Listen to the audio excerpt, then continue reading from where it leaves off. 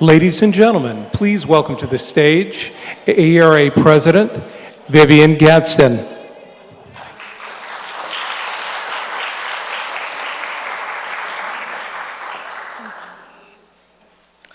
Good evening.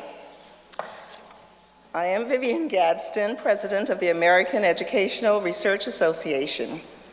And on behalf of the American Educational Research Association, AERA, I welcome all of you joining us here at the Brooklyn Museum and the hundreds more watching online to this, the inaugural AERA Centennial Lecture and Open Forum. For those of you tweeting tonight's event, the hashtag is AERA Lectures. As a courtesy to our speaker, commentators, and all of our guests, we ask that attendees please silence your cell phones.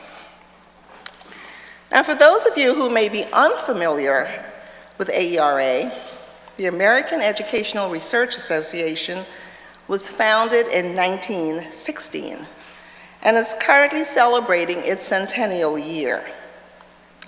AERA is the largest national scientific and scholarly society dedicated to advancing knowledge about education, to encouraging scholarly inquiry related to education, and to promoting the use of research to improve education and serve the public good. The Centennial Lecture Series is a key component of AERA's Centennial celebration and beyond. These lectures and open forums will bring innovative education research and leading scholars to 6 cities across the United States. The lecture series very much reflects AERA's commitment to promoting public engagement and connecting education research on significant issues to wide public and policy audiences across the country. The AERA Centennial Lecture Series would not be possible without the generous support of the Spencer Foundation. We want to say thank you to our friends at Spencer for your ongoing generosity, your commitment, and your support. We are thrilled to start off the lecture series here in Brooklyn, one of the most vibrant and diverse communities in the country.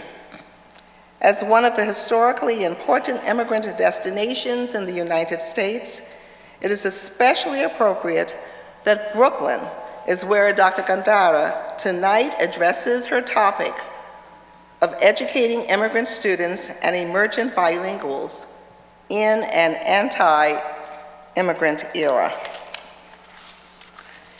After Dr. Gándara's brief lecture, she will be joined on stage for a conversation with our moderator and 3 experts who will discuss the important issues she raises and field questions from our audience. Now, during a contentious election cycle where immigration, immigrants, and education were among the most politicized issues, it is especially timely and appropriate that the inaugural Centennial Lecture feature Dr. Gándara. Patricia Gándara is one of our nation's leading scholars on immigrant students, English language learners, and bilingual education. At the University of California, Los Angeles, Dr. Gándara is research professor and co-director of the Civil Rights Project.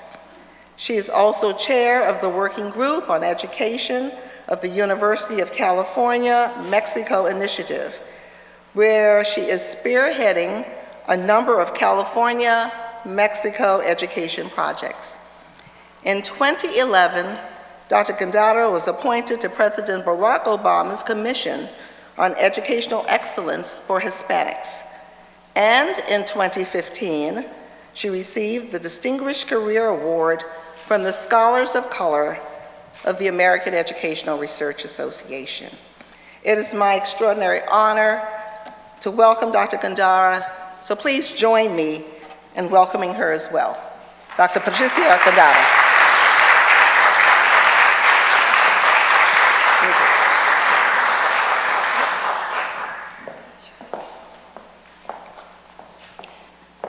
Thank you, Vivian, for that lovely introduction. And thank you to all of you for joining me tonight, engaging in a conversation about something that has been weighing heavily on my heart for the last 3 weeks. Probably like many of you, I'm the daughter of an immigrant, a woman with an 8th grade education from Mexico. My mother believed very deeply in the promise of this country, but she also was fiercely proud of her own culture and her own language. She didn't see anything incompatible about those two. So, this anti-immigrant rhetoric of the recent presidential campaign has been especially painful on many levels. The blame, the scapegoating, the untruths have saddened and frightened many people, and especially our students and their families. So I am particularly glad to have the opportunity today to help set the record straight. Notwithstanding the considerable challenges that we now face, there is still much to be optimistic about, because the research on educating immigrant students and English learners, or emergent bilinguals, is now solid and overwhelming. And it points to the multiple strengths these students have under the critically important role that they can play in our society and in our economy. As noted, the title of the talk is Educating Immigrant Students and Emergent Bilinguals. When I was first invited to do this talk, I thought I would be giving a different sort of talk about a new era. And so the subtitle came later, in an anti-immigrant era. And so have my remarks changed somewhat as a result. But first, while I have to make a couple of caveats here. I refer to immigrant students, but it's important to note that in the great majority of cases, I'm actually referring to the children of immigrants, as today relatively few students, estimated at about 7%, in our schools are actually immigrants themselves. Second, I somewhat reluctantly use the term emergent bilinguals, not because I don't like it. In fact, I love that term. But I think it's just a bit disingenuous, given that in most of the country, what we actually do in our schools is turn emergent bilinguals into monolingual English speakers, because we don't really support their home languages. But let me first begin with what I think is important to insert at this point, and that is a broader perspective on immigration itself, given that we're living in a time of great tension around immigration. So let me simply start with the fact that immigrants are and always have been good for America. I'd like to repeat that. Immigrants are and always have been good for America. Contrary to the ugly rhetoric of this campaign season, other countries, in fact, tend to send us their best citizens. Immigrants are disproportionately young, about 10 years younger on average than the native population. They are ambitious, they are healthy, they are pioneers, and they're very hard workers. In fact, the lazy and the sickly don't come. The data show that they tend to be employed at higher levels than the native population, and they pay more in taxes than they receive in benefits. A very important point if you're in the midst of these debates these days. Plus, immigrants actually use fewer social services, and they commit crimes at much lower rates, anywhere from 1/3 to 1/4 less, than the native population, according to the latest data. In fact, immigrants have transformed dying towns in the Rust Belt with their small businesses, their hard work, buying homes, restoring neighborhoods, and reopening closed classrooms. The children of immigrants represent all of the growth in the K-12 population nationally. Without them, there would be population stagnation or even loss. And this is a really critical point because the health of the economy is dependent upon increasing the share of young workers in this country. But first, we need to reframe who these students are and call attention to the assets that they have and the potential assets that they are for this nation. We have largely framed these students as remedial or lacking in something, English, rather than seeing them as having something critical, another language that places them on the way to being emergent bilinguals, and being multicultural, which I'm going to want to talk about more as well, because this brings important social and cognitive strengths. So tonight what I want to do is I want to help reframe these students, both immigrants and emergent bilinguals, by sharing some of the key research that supports a very different view of them. Turning first to the children of immigrants. Within the education reform movement, there's been another kind of sub-movement that focuses on what is called deeper learning. It also goes by different names, but essentially it refers to the kind of teaching and learning that privileges critical thinking rather than simply the acquisition of facts.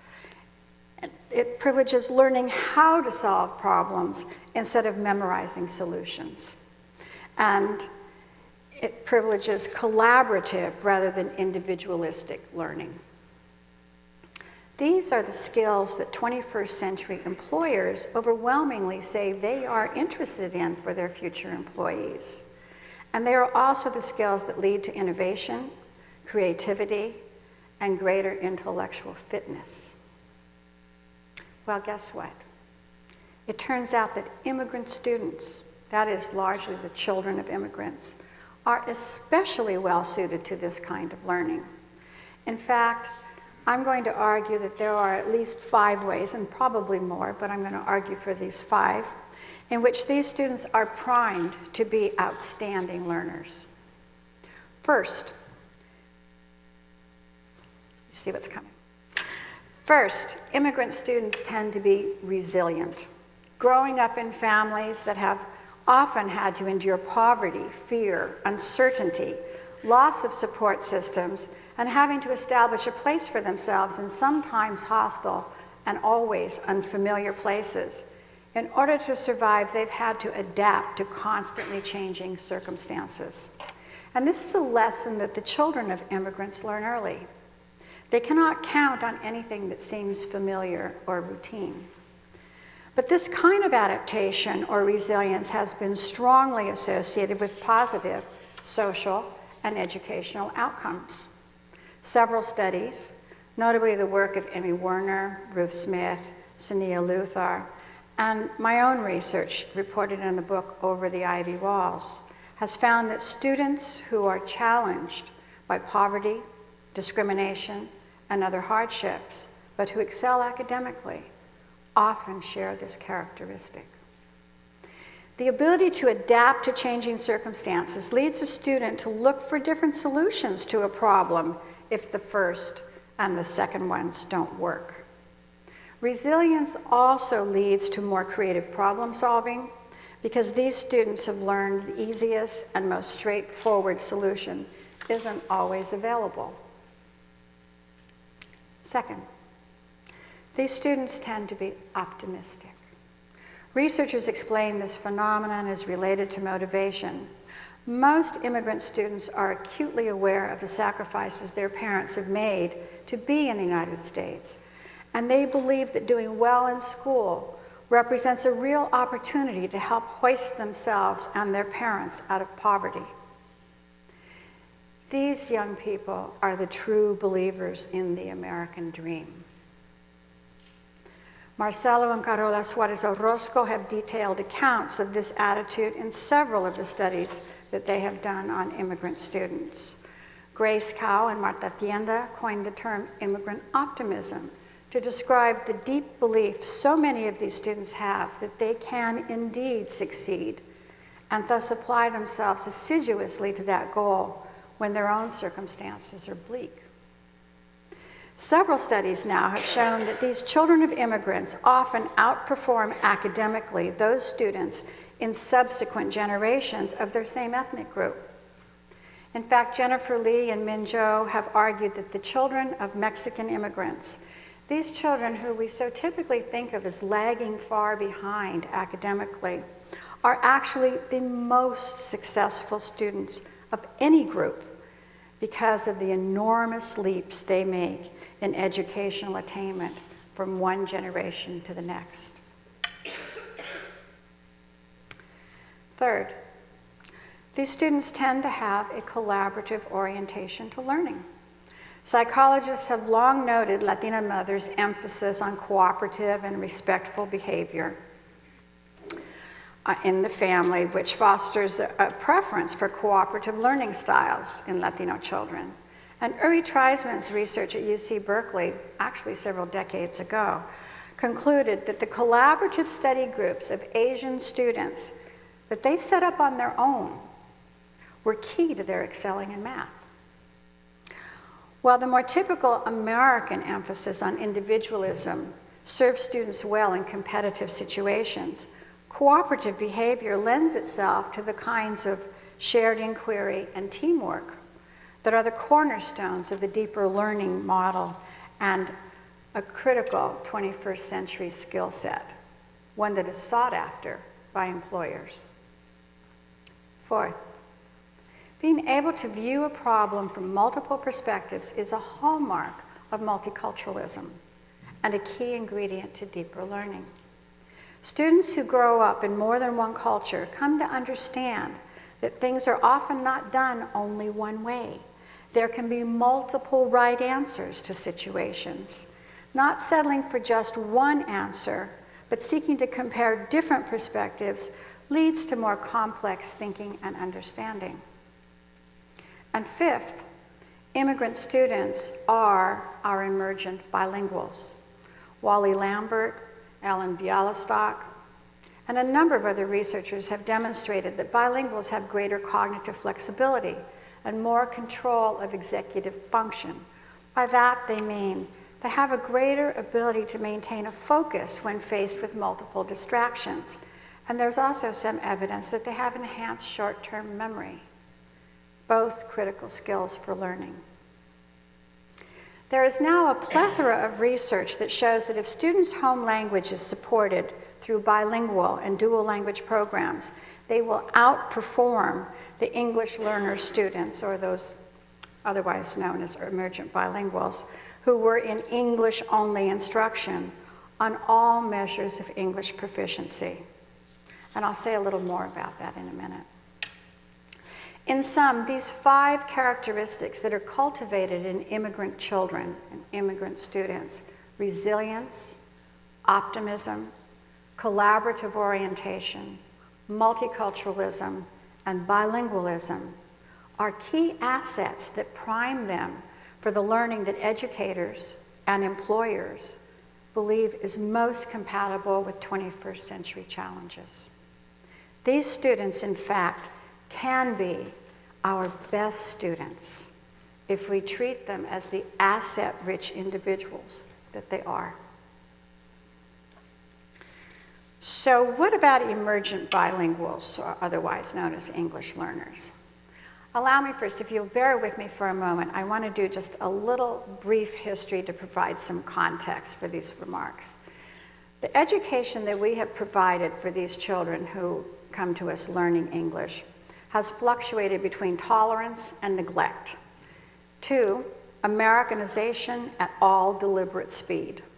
During the 18th and 19th century, schools that taught other languages were often tolerated across the Midwest, though the Spanish-speaking students of the Southwest were more typically simply neglected. But with the massive immigration at the turn of the 20th century, Americanization became the rule. And by 1924, 34 states had imposed laws that prohibited the teaching of students in any language other than English in the public schools. The objective of this was for immigrant students to leave behind their native language and culture in order to become true Americans. Other languages and cultural traditions were viewed as being incompatible with being a real American. However, time passes. A long period of very low immigration that lasted into the 1970s allowed for the passage of the Bilingual Education Act in 1968, also known as the BEA. And I think it's interesting to note that this occurred at a time of historically our lowest immigration. It's not at all clear that we would be able to do this in this environment or most others. At the time, it was viewed as addressing a relatively minor and isolated issue, mostly affecting Texas. Although it was important for acknowledging the special needs of children, so we don't want to discount the importance of the BEA, the children who came to school without speaking English, it did not even define bilingual education initially, allowing almost any instructional method for limited English students to meet the requirements of the Act. Over the next few decades, especially as immigration began to increase dramatically in the 1980s, the BEA became a political football, with occasional strengthening of the law to require the use of the primary language whenever possible under Democratic administrations, to an increased privileging of English-only instruction under Republican administrations. Opponents and proponents of bilingual instruction each cited their own research to bolster their positions, but much of that research was limited in very serious ways. Program definitions were inconsistent. Few researchers had any idea what was going on in the classrooms that they were supposedly studying. None of the studies was truly longitudinal, and statistical methods were relatively weak. The one thing that many legislators, however, agreed on both sides of the aisle, was that bilingual instruction should be transitional. That is, the home language should only be used until English was strong enough for the students to be mainstreamed into all English curriculum. In other words, the home language was a bridge that was meant to be burned once English was acquired. Over the last few decades, we've seen a decreasing percentage of English learners, or emergent bilinguals, being able to access bilingual instruction. In the last such study commissioned by the US Department of Education around 2000, and this is not a coincidence, folks, that this is the last time the US government even bothered to ask this question, was consistent with when No Child Left Behind came on the scene. So this is about 2,000 researchers found that between 1992 and 2002, the use of English-only instruction increased from 37% of all students, English learners, to about 48%. But we know that the pressures of testing under NCLB, the urgency for raising English scores as quickly as possible, further reduced instruction in the home language. We simply don't have those data because nobody was asked to collect them. In 1998, in the midst of another wave of anti-immigrant sentiment, a snake oil salesman named Ron Unz, who had never been in a bilingual classroom, and I can tell you that he personally assured me of this fact, and knew nothing about pedagogy, convinced the California electorate that the reason English learners were doing so poorly on academic measures was that they were in bilingual education. Of course, he neglected to mention that only about 29% of these students were in bilingual programs. The great majority of these English learners in California were already in English-only instruction and doing poorly on academic tests.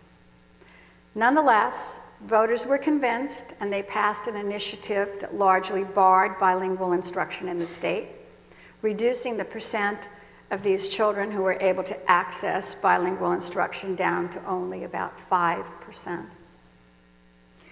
The passage of Proposition 227 in California was soon followed in Arizona in 2000 and in Massachusetts in 2002, and had a chilling effect on bilingual instruction everywhere in the country. And so it was that entering into the 21st century, there had been a dramatic increase in the numbers of children of immigrants whose primary language was not English, while at the same time there was a steep decline in the percent of students that were provided any instructional support in their primary language. And so it should come as no particular surprise to us that when we track how these students are doing over time on national data, we see virtually no closing of the gaps between English learners in these programs and other students who are English speakers. But over the last few decades, we've seen the emergence of a body of research on bilingualism, biliteracy, and multiculturalism that is both methodologically very strong and educationally very compelling. We now know that there are myriad benefits of bilingualism, and especially of biliteracy: social, psychological, cognitive, educational, and economic benefits.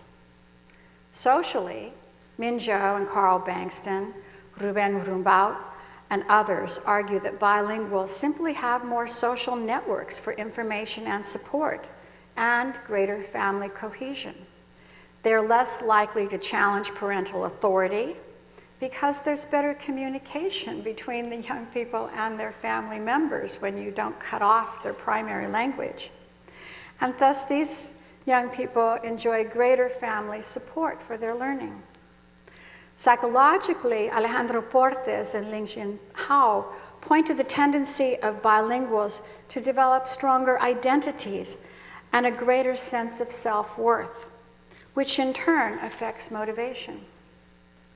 I've already discussed some of the cognitive advantages, but educationally, the work of Ilana Umansky, Rachel Valentino, and Sean Reardon from Stanford, who have followed students in bilingual and dual language programs from kindergarten through high school, demonstrates that by secondary school, these young people achieve higher rates of English proficiency and perform better on academic tests in English than those English learner students who've been assigned to English-only programs. I cannot underline enough how critically important this research is, because prior to this, we had short-term studies. We didn't know what the long-term looked like, and it kept us from fully understanding the tremendous benefits that accrue over time to those young people who are able to develop not only bilingualism, but biliteracy. Lucrecia Santibáñez and Estela Zárate found, based on national samples from U.S. Department of Education data, that biliterates were more likely to go to college than those children of immigrants who lost or did not develop their first language, and that biliterate Latinos were more likely to go to four-year colleges. This is a very, very important outcome for this group, because this is the ethnic group that is least likely of all to get a college degree, least likely to go to four-year colleges. Ruben Murumbao has determined, based on longitudinal study of approximately 6,000 students of different ethnic and linguistic backgrounds in the Southern California area, that biliterates are also more likely to finish high school, that is, not drop out, to achieve greater occupational prestige, and to earn more once in the labor market. In fact, like others, he found that the benefits in earnings, as well as other positive outcomes, increased as the level of biliteracy increased. And thus there is a linear relationship. The more biliterate the young person is, the more likely they are to experience these very positive outcomes. And in a survey that my students and I recently conducted in California with almost 300 large and small businesses, including multinationals and smaller things, across all sectors of the economy, we found that at least 2/3 of all employers in all sectors of the economy, so in other words, the very lowest percentage was 2/3 in one sector of the economy, said they would hire the bilingual over a similarly qualified monolingual English speaker if given the opportunity. In addition to the personal benefits that accrue to biliterates, there are clear societal benefits as well. Since bilingual and biliterate children of immigrants are more likely to complete high school and go to college, and go to four-year colleges, than those who do not possess these skills, they're also employed at higher rates, and they also earn more at their jobs. And individuals who earn more rely less on social services. They pay more into the tax coffers, which benefits all of us, and they contribute more to the civic good. So what does this all mean for the way that we educate our immigrants and emergent bilinguals? Students who are fluent in another language and culture are potentially powerful bridge builders in a world that is fundamentally global. And as Vivian mentioned in the introduction, I'm very much engaged right now in looking at education systems between the US and Mexico and how we can make these work together rather than separately and ineffectively. And of course, who's at the center of all that but our bilingual and biliterate young people? Students who are fluent in another language and culture are potentially these important bridge builders. Knowing another language quite obviously creates access to more people, information, and experiences. But add to that, knowing another culture, understanding how others think and how one presents oneself in a different cultural context are invaluable skills in a world that is increasingly diverse and interdependent. As Nelson Mandela has been quoted as saying, if you talk to a man in a language he understands, that goes to his head. If you talk to him in his language, it goes to his heart. Both business and diplomacy are best served by speaking to a person's heart.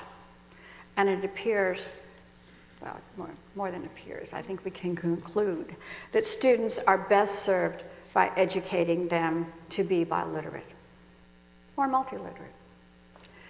The citizens of California have acquired this lesson as well. 3 weeks ago, one of the only glimmers of light in a rather dark time, 73% of the electorate in that state voted to repeal the ban on bilingual education.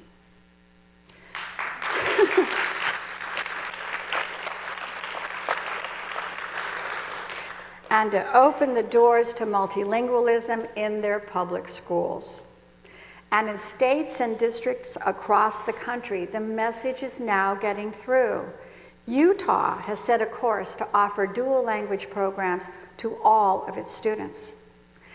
And North Carolina has a similar commitment to provide at least one dual language program in all of its districts.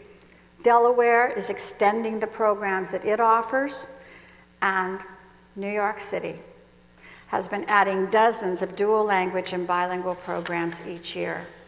And so this, of course, is a place where those of us who have been in less favorable contexts have been looking to for quite some time. The debates over which method is superior, bilingual education or immersion in English only, can now be put to rest. It turns out that the political compromise that was so often struck, where bilingual instruction was offered at all, if they were willing to do it at all, it had to be transitional bilingual education, only until English was acquired. Well, it turns out that that is not where the real payoff is. The real payoff for both individuals and society comes from maintaining and developing the home language to create truly biliterate individuals, and from welcoming and fostering the considerable assets that the children of immigrants bring to us. I personally cannot imagine anything that is more of a win-win for the children of immigration and for the country as a whole than this. Thank you.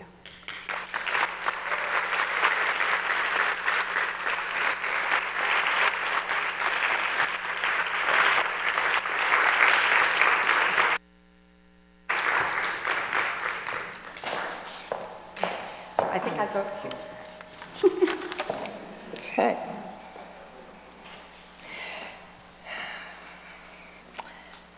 Thank you so much, Patricia, for such an insightful and thought-provoking lecture. You provided a rich analysis of the assets of bilingualism and multilingualism, as well as the children of immigrants in our schools and in our society. You've put a lot on the table regarding optimal learning and the value of bilingualism. And we ask that those of you who are with us this evening will take some time to think about what you might want to ask or say from the vantage of your own experiences for the open forum, which is about to begin.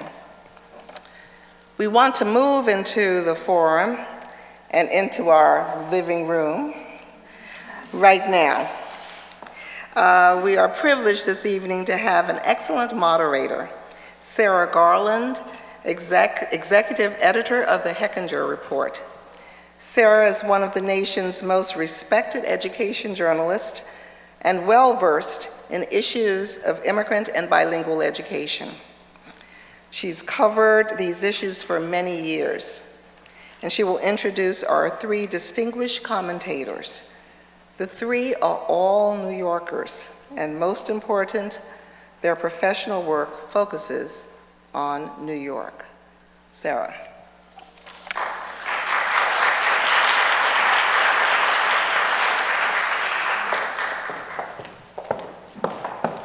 Hi, thank you. Welcome to Brooklyn.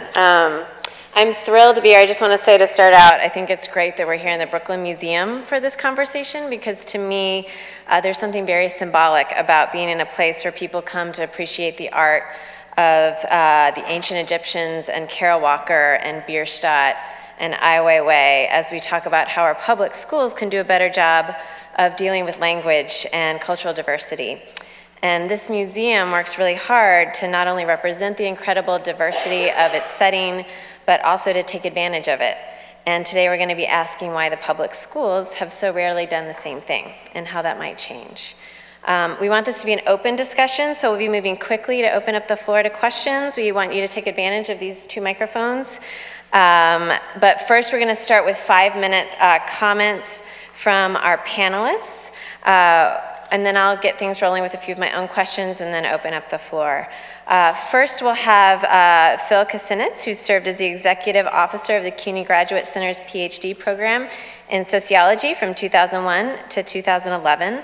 He specializes in the study of urban sociology, international migration, and race and ethnicity, and is the author of many books, including co-author of Inheriting the City, The Children of Immigrants Come of Age, which received the 2010 Distinguished Publication Award from the American Sociological Association.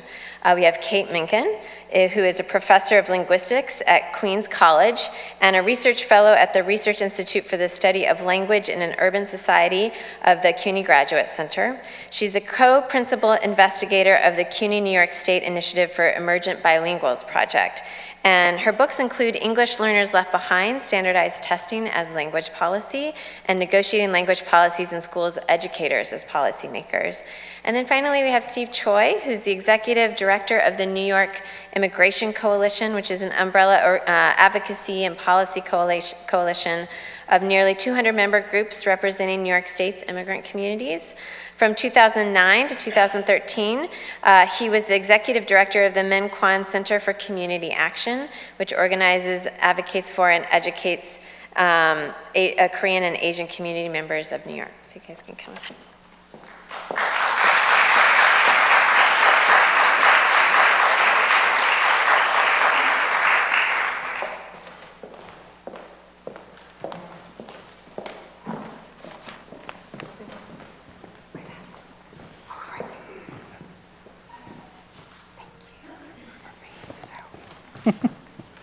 So we'll start out, Phil, with you.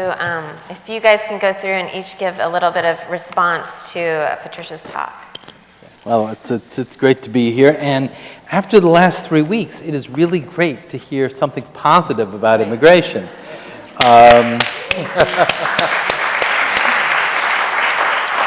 I say that because, New Yorkers are kind of used to the idea of a relatively, mixed but positive story about immigration. And we've been feeling awfully lonely for the last couple of weeks. It's also really great to do it at the Brooklyn Museum, which is certainly an institution which has put a positive spin on the increasingly multicultural city and has been a really important public voice of that. So I'm really pleased to be here this evening. I want to also say that I really appreciate your remarks in that I agree that in an increasingly multicultural world and increasingly global economy, most places in this planet, multilingualism is considered a skill. And the fact that America has been slow to do that, I think, is quite distinctive. We remain, in the words of an old expression, the graveyard of languages. And we don't celebrate our multilingualism as a resource, and sadly, true bilingualism is almost always in this country a one-generation phenomenon because we push people so quickly into monolingual English. I think this fact is connected to the fact that as a nation of immigrants, we are paradoxically perhaps the worst language-teaching nation in the developed world.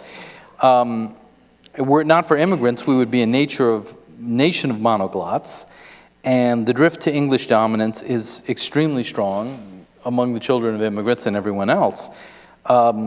It's really quite amazing to me that the only place anybody's ever worried about the future of the English language is in the United States. Yeah, right. Everybody else, the fear is on the opposite side, that English is swallowing every other language on the planet. So I think that to see that positively is a good thing. I mean, we need a language. We need to tell kids who translate for their parents that that's something to be proud of, not ashamed of. We need to tell people that that makes them smart and special, not just different. As you pointed out, the evidence is that it very often does. Professor Gándara also reminds us of an important fact that I'm always stressing when I talk about these issues with my students, is that the current legal structure for bilingual education emerged in a moment when immigration was actually historically low. And I think the politics of it, it has to be understood in that fact. It really emerged from people and from activists who are primarily concerned about the maintenance of home languages, not about the acquisition of English. Now, over time and under political attack in an anti-immigrant context, the rationale for bilingualism switched up, and people started to talk about bilingualism as transition. And frankly, I do think that there are some legitimate reasons, particularly with early language learners, where making phoneme grapheme connections in the early grades, probably the ability to do that in a language you actually speak actually is practical. I think there is an argument to be made there. But it's not the only argument for bilingualism, and it's hardly the best. And I think that that's important to remember. Now, I would also just raise a couple of questions that even in a place like New York where dual language programs are flourishing, I think, and as well as bilingual programs and other kinds of language-oriented programs, there are some real issues that new demographics actually bring us that I think we have to look into. The first is what I would think of as the challenge in highly diverse cities. It's kind of the challenge of what Steve Verdevec calls super diversity. Many cities in the world today, including New York and Los Angeles, have a huge multiplicity of languages. And often our discourse about bilingualism is kind of stuck in the 1980s with the idea that you're going to have a Chinese program and a Spanish program and maybe a Haitian Creole program. And then when you actually show up, and I've had this experience, you actually get there and it turns out the Chinese program has 16 Chinese speakers, but 3 Thai speakers, 2 Hmong speakers, a Vietnamese speaker, and an Albanian, you know. And so, quite naturally, the teacher is drifting to an ESL model simply because that's the only thing they can do. Diversity in which the language has become the lingua franca. Now, that's not true everywhere, and there certainly are places where staffing, you know, truly bilingual ed programs is still quite possible and still being done. But increasingly, we have more and more cases of the opposite, where the staff, and just as a practical matter, now, this doesn't mean you can't do it. This doesn't mean the creative educators can't think of ways about teaching in those contexts and ways that reinforce parental language, but it's a lot harder and it's a lot more difficult. And simply on a staffing level, you know, or an organizational level, it provides all kinds of dilemmas that the bilingual model as it's presented doesn't really take into account. I think we also have the opposite problem in other parts of the country, which I think of as the problem of the new destinations. And that is the fact that, in some ways, the most nativist parts of the country are also the parts of the country that there's a lot of nativism in places where there are no immigrants, which is really strange, but it's certainly true. There's also a lot of nativism coming out of places where there's a lot of very recent immigration. And these are places in which you really lack institutional, cultural, and political support for immigrant incorporation. Not just in the educational system, that's obviously true, but in the political system, among religious institutions, simply because the tradition of immigrant support is not there, because they become multicultural very, very quickly.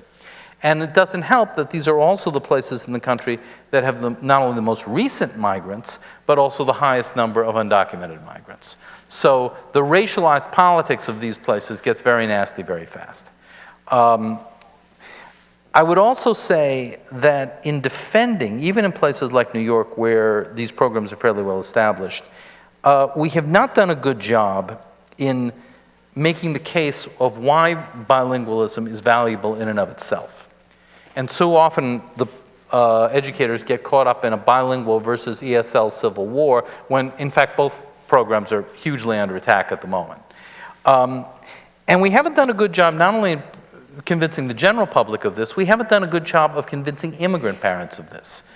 You know, that often in New York, where parents are often given a choice, despite some considerable nudging by the bureaucracy into bilingual programs that they're trying to defend, the immigrant parent's first choice is let the kid be in a mono-English setting, we'll take care of the native language.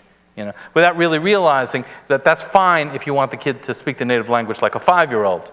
But if you actually are looking for real biliteracy, you have to continue that through the school system. And we really haven't done a good choice. Very often, immigrant parents are pushing in the opposite direction. And this brings me to the final point I will say, which is framed by the present moment.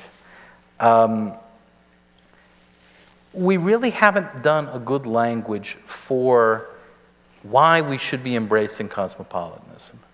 And too often multiculturalism has turned out to look like, to a lot of Americans, parallel monoculturalism.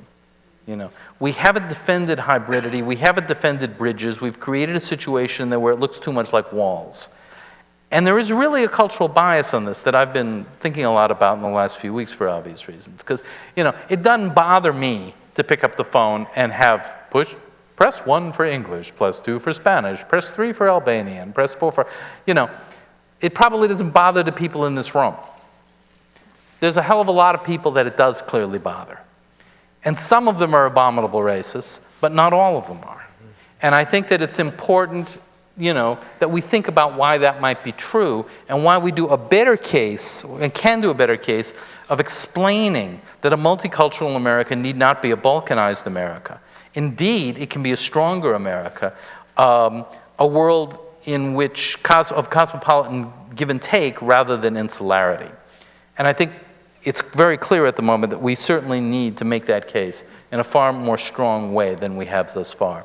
And I want to congratulate Professor Gándara for taking us a very long way towards having that discussion. So thank you. Thank you.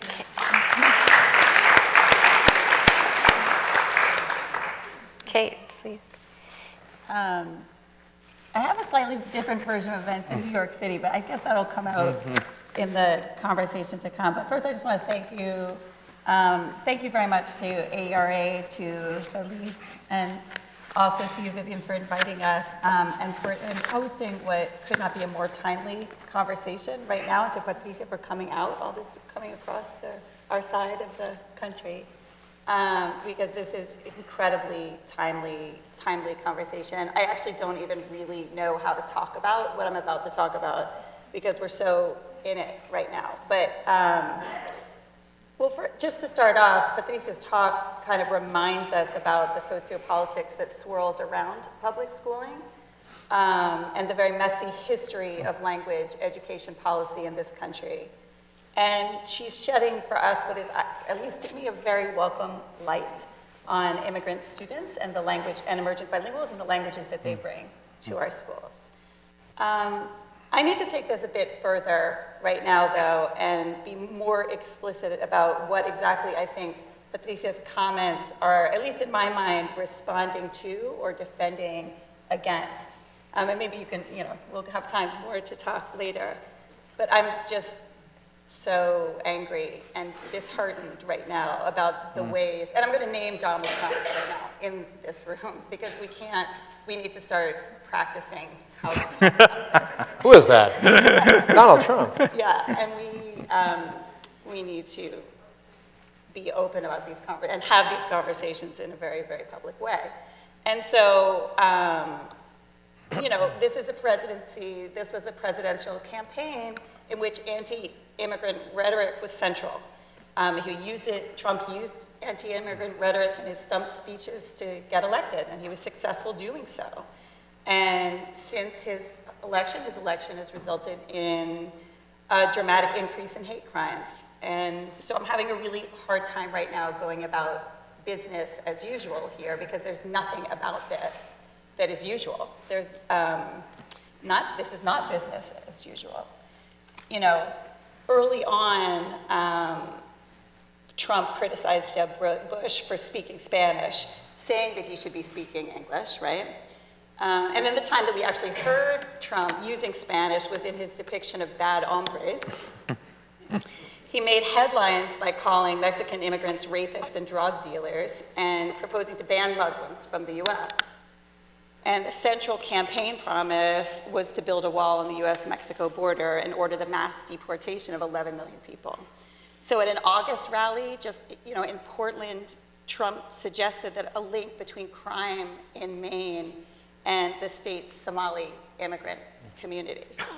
And this list achingly goes on, right?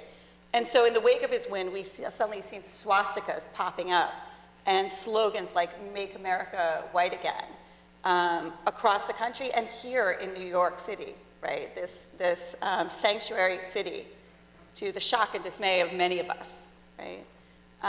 The Southern Poverty Law Center has counted 867 cases of hateful harassment or intimidation in the US just in the 10 days after the November 8th election.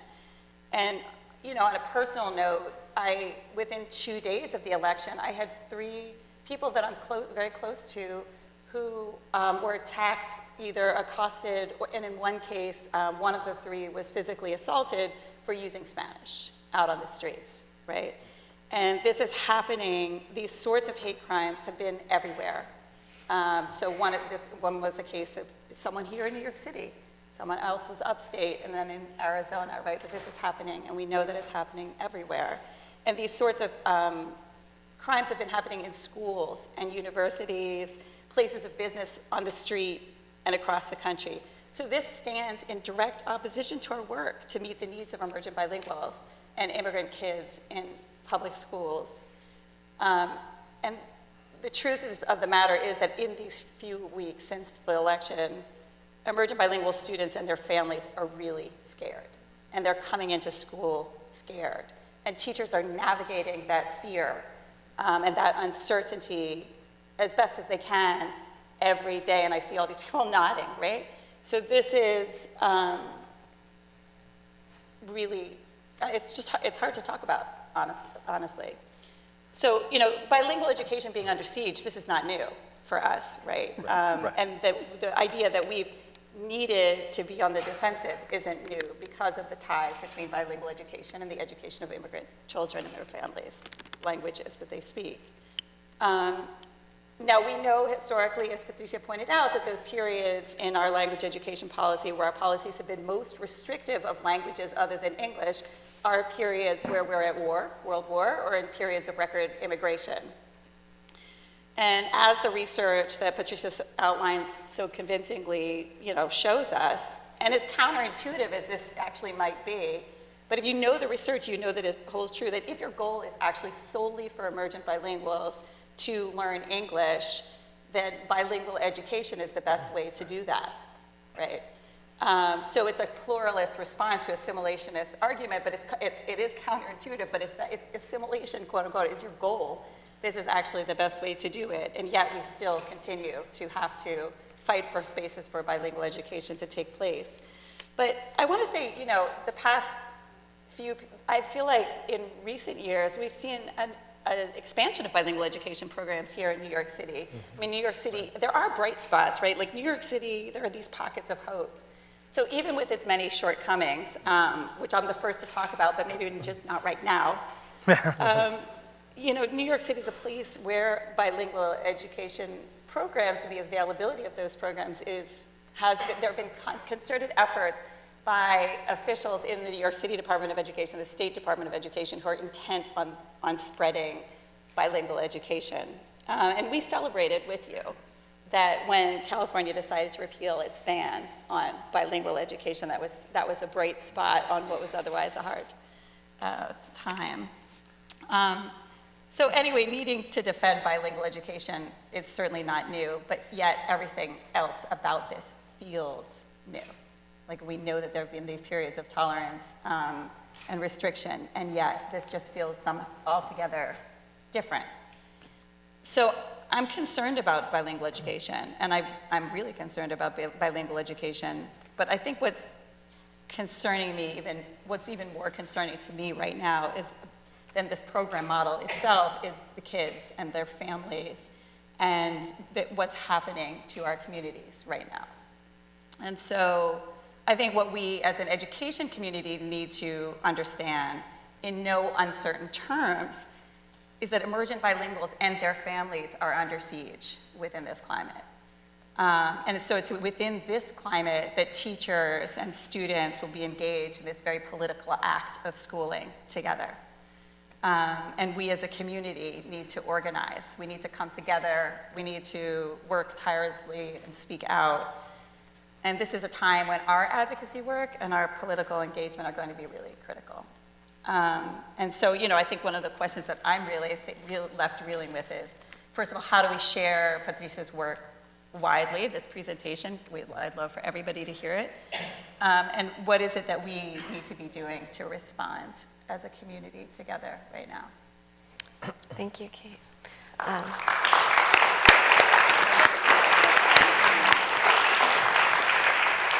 Stephen. Great. Good morning, everybody. I'm very glad to be here. It is extremely timely to be having this conversation. I want to thank AERA for hosting this and for really pulling us all together at a very short notice to say, let's talk about this issue, because we could not be, it is an absolutely important issue for us to be talking about right now with all that's going on with the election. And I just want to say that this is a very personal issue for me as somebody who grew up as a monolingual Korean speaker for my early years, later basically forgot all of that and became a monolingual English speaker, and then seeing the value of being bilingual, spent an incredible amount of my personal time, money, and effort to become bilingual Korean again. I think this is something that is obviously striking very close to home. So a couple thoughts. One is that from an advocate's perspective, from someone who works with grassroots immigrant organizations, who works with the advocacy community, is an advocate myself, I think the idea of thinking about bilingual students and immigrant students and thinking about all the assets they bring is in some ways an interesting tension. Because we are so used to thinking about, as advocates, thinking about casting the situation as deficits and thinking about everything that immigrant students need to overcome and some of the problems that we see and why these need to be really remedied by state and city action.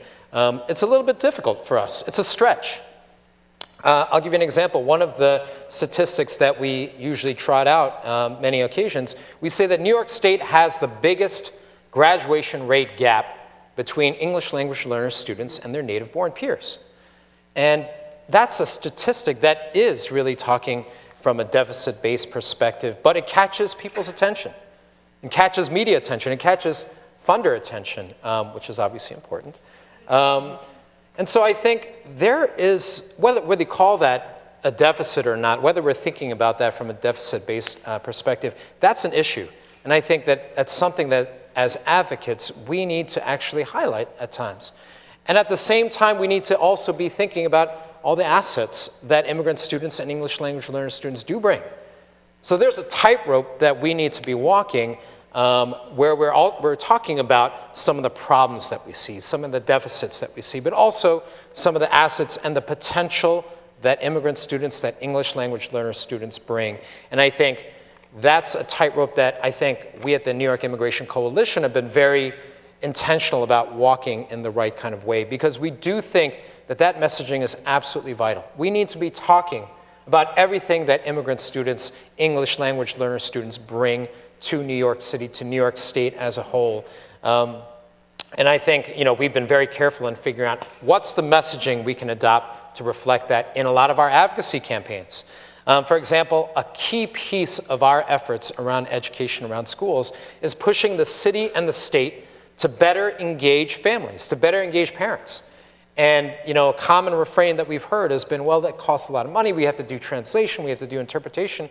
And we've said that's a value. Mm-hmm. That's something that you should be thinking about as an asset. And if you're able to meet them halfway, if you're able to think about figuring out support for schools and teachers, and that we can create the framework so that they're thinking of immigrant and bilingual parents as real assets, I think that's something that's really important. And so, we've fought a lot. One of our big recent accomplishments has been a big campaign around translation and interpretation, getting the New York City Department of Education to be able to say, we are going to expand translation and interpretation resources in many different languages so that parents can really engage. And so parents know exactly what's going on, and they can be resources in the community for you as the Department of Education. That's been something that we've actually ended up working very closely with the Department of Education on. But I'll be the first one to tell you that for advocates to really think about things from an asset-based framework and perspective is sometimes an inherent tension in the way in which we do our business. I want to say that in New York State, a lot of what we do is thinking about how do we create systems-wide change? How do we create broad change so that New York City, so that local governments, so that New York State government can support schools? And I want to say, and I want to give credit where credit is due, because I do think that New York State and New York City have made tremendous strides and really significant accomplishments in promoting bilingualism. And I think a lot of that has been due to the hard work of the New York Immigration Coalition members, of our staff, and other champions, several of whom are in the audience: Claire Sylvan of the International Network for Public Schools, Abjamida of Advocates for Children. So I want to list a couple of these accomplishments because I think they're important. New York State has created this seal of biliteracy, not something unique to New York, But New York State has created that, something that was passed by the legislature, approved by the governor in 2012, that recognizes students who speak, write, and read at high-level proficiencies in other languages. That's something that's actually affixed physically to a diploma. In 2014, the New York State Education Department passed the Blueprint for L Success, which actually outlines principles guiding L success, but actually specifically recognizes, and this is important, it recognizes the assets, the bilingual capacities that English language learners, students, and their families bring as assets. That's an important step. We also have an L Parent Bill of Rights.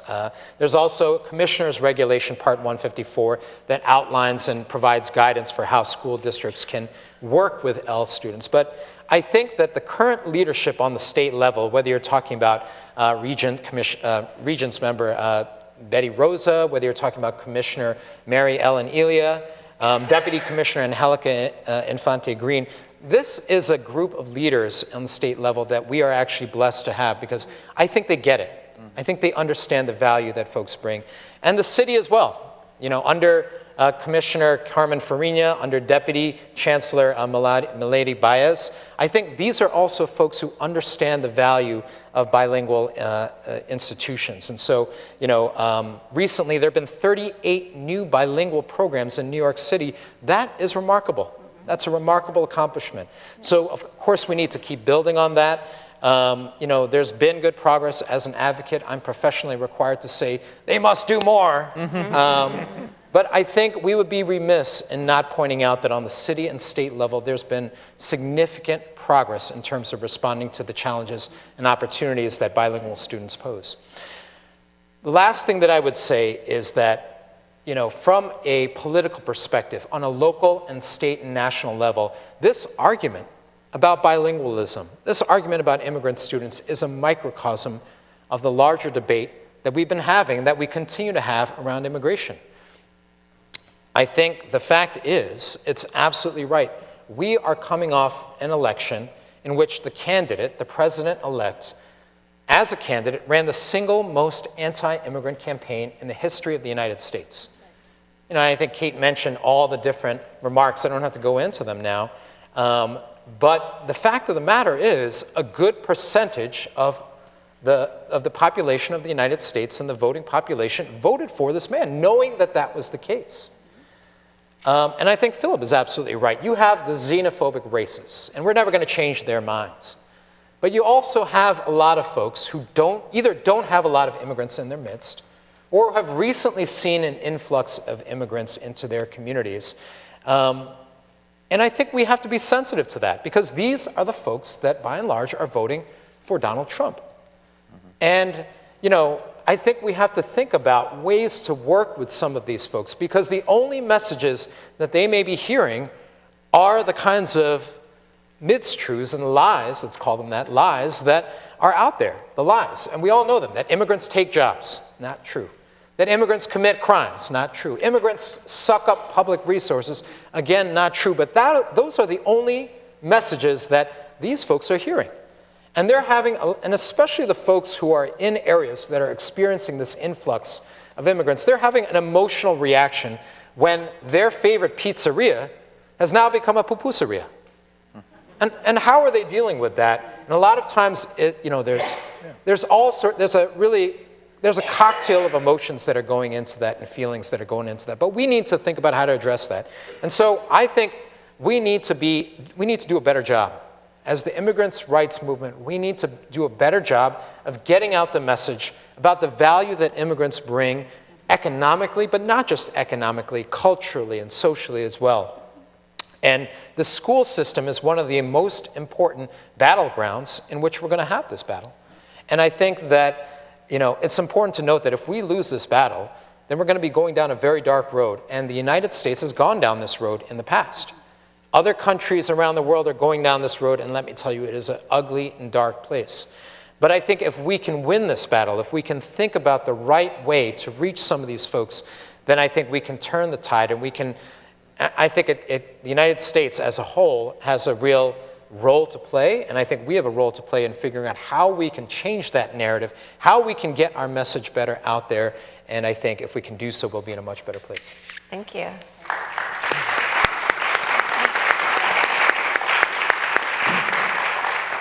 So I want to first say that we don't have a whole lot of time. If you have a question, I'd love for people to go ahead and start lining up at the microphones, but I'll start it off. I want to talk about the divides that you all raised that were so evident in this election, and segue into a conversation about, bridging those divides. And I think, we're in New York City. It's thought of as a liberal bastion. In fact, it's a very divided city. It's one of the most segregated in the United States. You had a lot of Trump voters actually here. We're right next to Long Island, which is also a very segregated place. So I'm curious, Patricia, to start out, if you can talk about dual language potentially as a way to bring students and people together. We talked a little bit about desegregation, which is another one of the issues that you've really looked at, and whether dual language is potentially a way to bridge some of those divides in terms of desegregating our very, very divided schools. As much as I would like to talk about this at great length, I am conscious of the time, so I'm going to be really very brief. At the Civil Rights Project, Proyecto de Derechos Civiles, we have been as concentrated and focused on the issues of segregation and desegregation as we have on other issues, and this is a deeply important issue. The reason for which we have really kind of pushed the notion of dual language programs as integrative forces. We know that the courts have reduced to a very narrow pathway the way that we can actually go about desegregating our schools, which is terribly, terribly important. I mean, I think that's reflected in the vote, that folks don't know each other. So dual language programs offer that opportunity when we have half kids who speak a language and half kids who don't speak a language. And while it's not a panacea, while we know that there are issues there too, it is one of the few things that the court has not outlawed, ways that we can help desegregate kids. And so we like to see it not as another win-win, desegregation and another language. I'm wondering, just in New York, is that, Kate, is that something that is happening? Is dual language integrating schools? Is it exacerbating segregation? How does it work here? Yeah, I think to a large extent it is. I mean, I think there's been so much. You have to understand that the demand for bilingual education is so great. It's been, high on the to-do list of many English monolingual families seeking educational opportunities, educational enrichment opportunities for their children, to the extent that it's actually kind of gotten conflated with enrichment, gifted and talented kinds of programming. And so that there are just simply not enough spots in dual language bilingual education programs to serve the demand for them. And then so it's bringing together very different populations of students. I mean, not always, though. That varies from school to school. What the composition is of the dual language bilingual education program in a given school depends on the heterogeneity or the homogeneity of the particular community that it's in. But I think really, with this expansion of dual language bilingual education, one of the great questions for us has been, I think, how do we harness all of this interest, which is, it's wonderful that many people want to have their children enrolled in these programs. So how do we harness all of that interest in bilingual education in ways that are going to hold true to the original social justice aims of those programs, which were to serve our emergent bilinguals? Right. I want to open it up to a question from the audience. Good evening. My name is Shamilki Grisostom. I'm the Latino coordinator for the Office of Brooklyn Borough President. I just want to bring to light two samples in my family. I dedicate times to two siblings. One is a girl, one is a boy. One of them, she is in dual language program. She's learning English and Spanish at the same time. And my brother, he's only in an English program. So my question is, not every child has the luxury to have supportive siblings and parents. So we're teaching him at home in Spanish.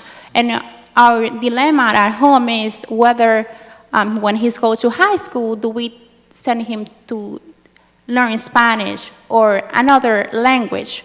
So is it too late for a child to learn another language to start in high school? That's my question. Kate, do you want to? Yeah, sure. I mean, I think that we have many families who choose in that kind of situation when you get to, because it's a very funny thing, language policy in the US, right? Like we do everything, we do so many things to eradicate the home languages of kids when they enter the system. And then they get to high school and you're supposed to take a foreign language all of a sudden, right? But that is actually an opportunity for many of our students to then learn in a formal and academic schooling setting the very language that they haven't had the opportunity to learn in school previously. And it's critical for their literacy skills in the home language. I want to ask a related question that we talked. Yes. We talked about kids in these these very diverse, hyper-diverse schools where there's multiple languages, where you potentially have kids who are learning 3 languages, so they may speak Karen or Somali at home. And Phil, I wanted to just ask you if we should be concerned about kids actually learning too much, coming to school where they're, maybe academically behind. As an educator, I almost don't believe you can learn too much. If anything, there's more jobs for the boys and lots of learning, so I'm all in favor. I think it depends on, like almost everything, that's a real devil in the details kind of question. It depends on what age you're talking about. It depends on the availability of certain kinds of resources. I think that one of the issues I think that we're having here is that home languages require support. True biliteracy isn't going to happen just because the child is speaking the language at home. That's right. And so there are times when that could be subverted by the fact that if they're in a dual language program with an additional language.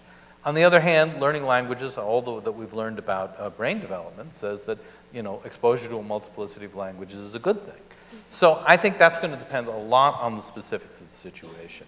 And I think people are going to have to be flexible. It's also important that teachers, even monolingual teachers, but certainly teachers in bilingual situations, start to think about different ways in which they can be open to being supportive of home languages, often short of full-scale bilingual biliteracy programs, because there are some languages where you're just never going to have the critical mass of people for that always to be possible. So how do you provide translation services? How do you provide other kinds of resources to people where a full-scale bilingual program is just not going to be possible for demographic reasons? I'm going to open it. Go to the other side. Thank you. And thanks for the great remarks this evening. I'm Adam Gamron from the William T. Grant Foundation. We support research on reducing inequality. Inequality for immigrant origin children and youth is one of the priorities that we've called out. So for the researchers in the audience, if you've been inspired by the challenges in the remarks today and you have some responses to those challenges, look at us. But my question for the panel is sparked by Stephen Choi's comment that schools are the battleground for addressing these challenges. And I think it's a battle that we've been losing. In California, 50% of English language learners in public schools are still classified as not proficient in English after 6 years in public schools. So there must be something better that we can do, and it's not just bilingual education as opposed to English immersion, because some of these schools have been using bilingual education and still very slow rates of progress in achieving English language proficiency. So I would put it to the panel, what should we be doing that we're not doing now to improve our students' success and win those battles in schools? I will make one comment about that. I think it would be a mistake for any of us to believe that simply instituting bilingual instruction is going to solve all the problems of poverty and the problems of communities that are deeply stressed and without the supports that they need. I hate to say it, but we have to do it all. We have to provide these kids with an environment and their families with a security, not worrying about being deported overnight, to allow them to flourish. And then we have to provide good preparation for our teachers to do the best job they can in the schools. But it's not a silver bullet, and there is not a single thing that we can do that is going to eradicate a problem that has been always with us.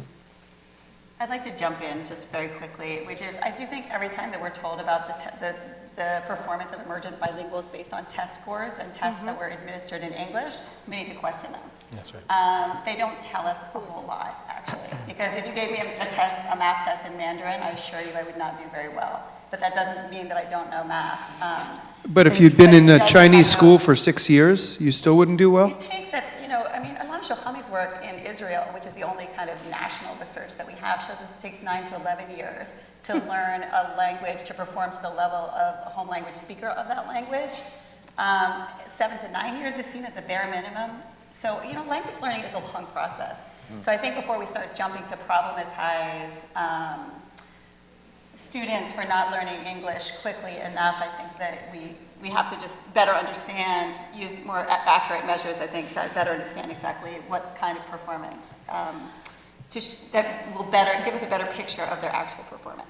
I want to raise, I think this is an elephant in the room in some ways when we're talking about bilingual education, is the lack of teachers who speak other languages. And 80% of the teaching force is white.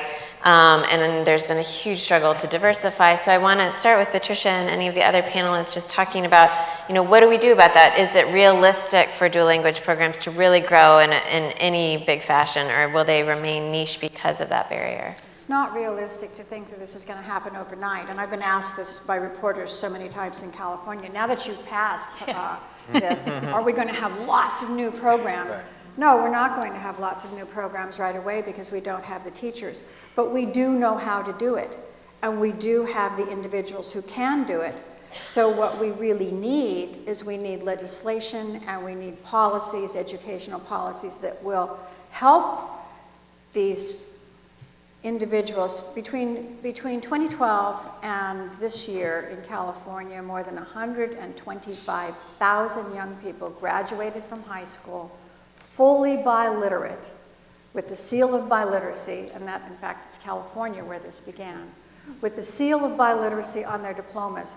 Every one of those young people who's now in college or is just finishing college is a wonderful opportunity for this.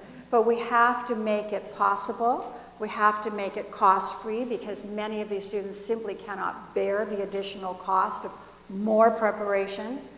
And we have to reward them for a job that we really value. So I think we know how to do it, and I think we have the people there to do it. In addition to, we also know that we have a lot of folks in our school system who are either capable or very close to capable to be wonderful bilingual teachers, but who are under the radar because there has been no reward for this and no support for it. Should also just add that one of the problems I think that we need to continually keep in our minds is that the political structure pushes results far faster than the educational system can deliver. Yes. Basically the way in which education politics works is you institute a program and people want to see testable results in a year or 2 years. And if the one thing we know about language acquisition, it doesn't happen at that pace, So I'm not sure how to get around that in every case. But if nothing else, those of us in the research community have to be very loud in terms of a voice that is not a fair test. Right. Because that's really where the politics is on this. And I would just say my big concern is less around places like New York City where you have a pretty large workforce. You have a lot of folks who potentially could do that. My concern is for Utica, New York, right, where you see a multiplicity of different languages, but how many people want to go to Utica and be a public school teacher? Or Buffalo for that matter, or other areas of New York State, or areas where you just simply, don't have large populations and don't have large workforces that potentially could do that. That, I think, is an area that we need to be focusing on. And plug for CUNY. Come to CUNY. CUNY, yes. I am from CUNY. I am from Ostos Community College. And this year, next year, we're going to be celebrating 50 years of being instituted. And I don't know if you know, but Ostos was established as a bilingual higher ed institution. And CUNY has simply turned their backs on us. They have decided that bilingual education is not worth it. So I'm so glad to hear that Kate and Philip Casanets are from CUNY. We have to bring this message to the chancellor. We have to bring this message to the professors that are specifically in my college. I know of the new faculty members that are simply dismissing the students because they have an accent. I know of new faculty that are simply telling them, you better learn English or you're not going to make it. But it's just like, forget about your language, forget about your culture, and it's getting late for you. So how do we change that frame of mind in this new world of CUNY, in which we are training faculty members in our, we're having new faculty members, and we are also having programs to teach new professors, right? We are having education programs in City College, in Hunter, and we have an early childhood program in our school. And we have eliminated bilingual ed. How do we, you and I and Philip, how do we bring that message so that once they come from the public school and they get to from the public school system to CUNY, they are validated and they are recognized once they get there? How do we do that? I just want to jump in. I think that's an interesting question of talking about dual language at the higher ed level, which we often don't think about. Like, are there colleges and universities that are actually doing this? It seems fairly foreign, I think, to that world. Well, I could tell you that I've supervised dissertations in Spanish. I did not require that my doctoral student, because the doctoral student is actually going to be working in Latin America, teaching in Latin American universities. And so it seems to me that if we have that capacity within the institution, there's no reason why. And I went to my university, University of California, and said, look, I've got this situation. I have students who are fluent Spanish speakers, and that's where they're going to do their best work. And they said, great. If you can put together a committee, you can do it. Well, let's hope that we do, because we are waiting for that so badly. Thank you so much. I want to go back to Trump and ask. Must we? Do we have to? Just quickly. I do want to talk a little bit just about looking forward. Given what we know about, or at least what we're guessing what federal policy will look like, how do you think, or will dual language programs, bilingual education be affected? In other words, how big of a deal is federal funding, the political influence of the White House? Do you want me to go first on that one? Go ahead, Kate. Do you want to? Okay. I'll say two things about it, but go ahead. Okay, two things about it. Actually, I had a little heads up from Sarah about this question, and I thought it was a really, really good question. So I immediately got on the phone and started making some phone calls about this. And I'm told by people in all the important places that there is no reason at all that the federal funding, whether it comes or goes, should make the difference in the development of these programs. Effectively, these programs are at the district level with state support. And if the state is continuing to support and the district has this goal, the federal funding is really on the margin. And I quickly asked my sources here at the New York State Association for Bilingual Education, which we've not plugged yet today, and the same response here. And it's an interesting thing because I found a lot of cases where principals, school leaders will sometimes say that the cost of bilingual education is higher than other educational models, but that's actually not the case because it's, for example, in an English as a second language or ENL pull-out program, it's 2 professionals for one group of kids, whereas bilingual education is less costly in that sense because it's 1 teacher for one group of children. I think the only thing that I would say, though, is that the one thing that seems pretty certain from Trump administration is that there's going to be much more of an emphasis on private schools and vouchers and a move away from the public education system. The problem with that is the lack of accountability. All those policies that I just talked about earlier are because those are public institutions that are accountable to the public, that are accountable to advocates and grassroots organizations, not so with private schools. And so that is a real concern. What is the applicability and the accountability we are going to need to have from private schools, charter schools, or whatever it is that you'll see start to rise with the Trump administration? Exactly. I think the good news, to the extent that there's any good news at all, is the fact that education in this country is very heavily concentrated at the local level in terms of where the important decisions and the important funding comes from. We've been very frustrated by that for the last 8 years, and the fact that this is one of the conservative things about American political structure is that localities count for a lot. All of a sudden, that's our best hope. At the same time, even leaving funding aside, I think that the bully pulpit effect of the Trump administration is something that we have to be very interested in and very, very willing to combat, because the message that's going to come down is going to be very much anti-bilingual education, anti-biculturalism, and I think that we have to be providing the answer to that. The other problem, of course, as Steve said, is that the emphasis, I mean, the charter/choice market-based model, which is a fundamentally market competition model based on a misidentification of the consumer, right? Because kids don't make choices, parents do. And parents aren't always the ones who are necessarily in the best position to do so. That market model is going to have an awful lot of appeal, and not just to Trump. I mean, because we've seen that also advocated by some people who are more conservative than me, but not necessarily at the Donald Trump end of the left, and people who've done a lot of the funding in education. And I think that holding accountable, all of these experiments, that this whole charter model, this automatic idea that somehow freeing up in private enterprise and experimentation is always a good thing, and being able to hold accountable when they're not doing the right thing, is again one of those issues that we have to hold their feet to the fire on. Mm-hmm. Yeah, and we've had an enormous problem with emergent bilinguals simply haven't had access to those charter schools. Their enrollment is very small. Mm-hmm.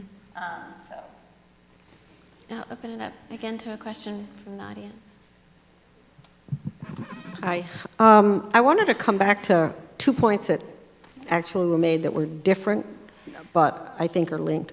One, Professor Gándara made the point about how bilingual learners, in fact, are best prepared in many ways, or among the best prepared, for deeper learning, the kind of learning that requires critical thinking. But in fact, in many places around the country, those opportunities are not made available, I would say, to them, because there is a perception that, actually, I don't want to answer the question. I would like to know, so I'd like to have you comment on what the barriers that exist, even among people who agree with that kind of not test-based learning, to access to deeper learning.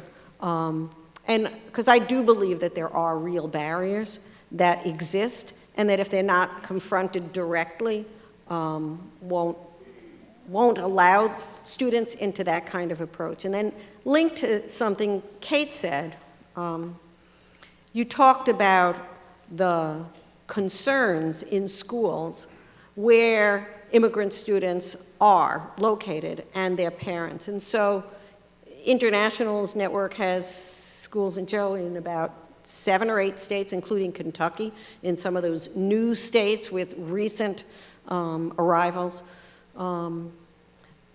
And, the day after Election Day, educators had to approach working with entire communities of thousands of immigrant students across the country in very different states. Virginia and California and Kentucky and Minnesota are not the same states. And so what I want to hear from all of you is how those educators across the country can create, aside from in the schools community for their kids, which we are doing, certainly, how we can do something that allows students to see support that's way broader than the educators that they see on a daily basis. Okay, so I'll respond just briefly to this. I was given 25 minutes to talk, and I initially thought I would use it in a different way and probably incorporate some of the challenges that we know exist out there. And after November 8th, I decided that I wanted all of my 25 minutes dedicated to what are the strengths of these kids, because my sense is that we have to get this information out. We have to change these attitudes. We have got to help other people think about how these children are capable of these things before we're going to make many inroads into the problems that now exist. But I certainly agree with you, Claire, that this is not easy, and it is not a given that we simply tell folks about this and they immediately change their practices and reduce the barriers and welcome these children in. No, we have hard work ahead. We have just a couple more minutes left, but we'll take one more question from the audience. Well, first off, I just want to say really quickly, I'm making this statement as a CUNY product, Brooklyn College, and someone who also lost her Spanish, I should say forgot it, language education. And I am a dual language educator. And my question is, as a dual language educator, Spanish and English, in a New York City public school, in our school, it is a majority Latino population, so 24 of my students are students of children of immigrants, and 2 of them are immigrants. And I see struggling dual language students being pushed into monolingual classrooms without the parents signing up their children and not being told that they need to put their kid in dual language. You should put them, right? Our kindergarten unfortunately shrunk. Every grade level has about 2 dual languages, but our kindergarten has 1.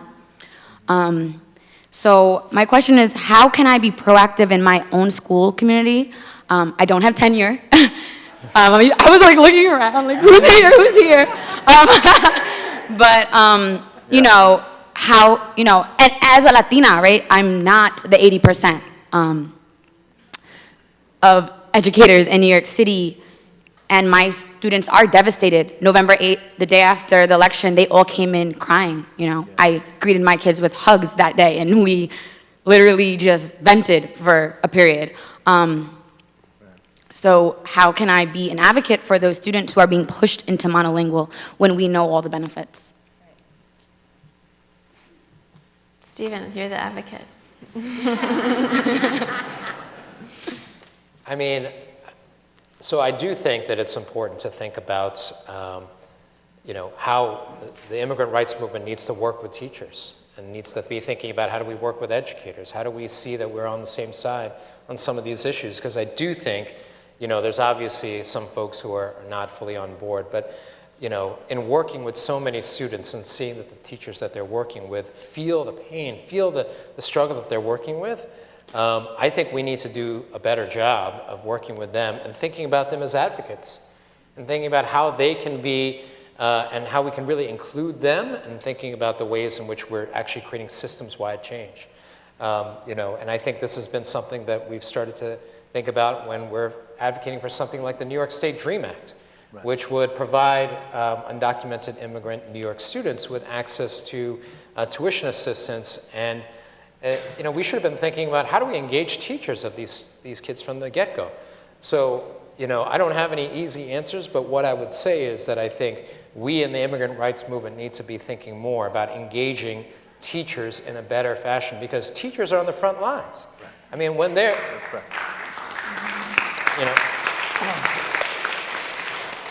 and I think we've started to make steps in that direction. One of the instances in our translation interpretation campaign, we called the Build a Bridge campaign. And we started to highlight issues where parents were they simply had no way of engaging with teachers and administrators. So they're getting a report card and seeing that their kid is all of a sudden having these failing grades. Why? But they didn't have the tools to be able to talk to their teachers about that. Or their kid was coming home getting bullied and they couldn't talk to their teacher about that. So, we started to say, how can we engage teachers around that and say, can you guys almost be advocates from the inside to help change this? And it actually was really important to have the input of teachers for that particular campaign, which ended up having the DOE saying, okay, let's figure out how to extend language access, extend translation and interpretation services. So I think there are steps being made in the right direction. Thank you. I think that's all the time we have. Thank you so much to AERA for having us. I would be remiss if I didn't encourage you to go to the Hechinger Report to read some really great in-depth journalism about a lot of these issues. And thank you.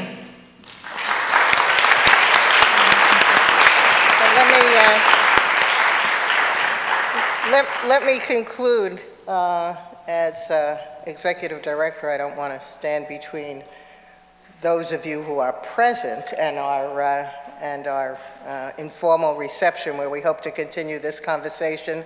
Those of you who've been enjoying us live web streamed, we cannot satisfy all parts of your taste, but I especially want to thank Sarah and Steve and Kate and Phil and our Patricia, and mainly you, the audience, who really brought to AERA the kind of activity that we want to engender this year, and that is as we go around from city to city and present the research and the knowledge base that exists, we want to integrate that into the kinds of riveting concerns and questions that animate your lives, whether you are in the private sector, the government sector, the NGO community.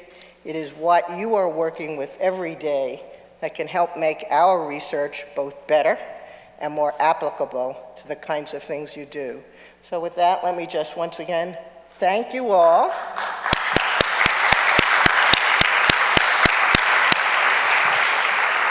Encourage those of you who are in the Seattle area to join for our second Centennial lecture next week on the 6th.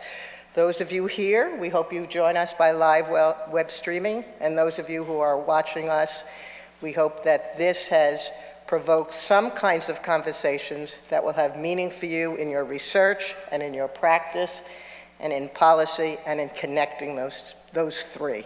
Thank you all.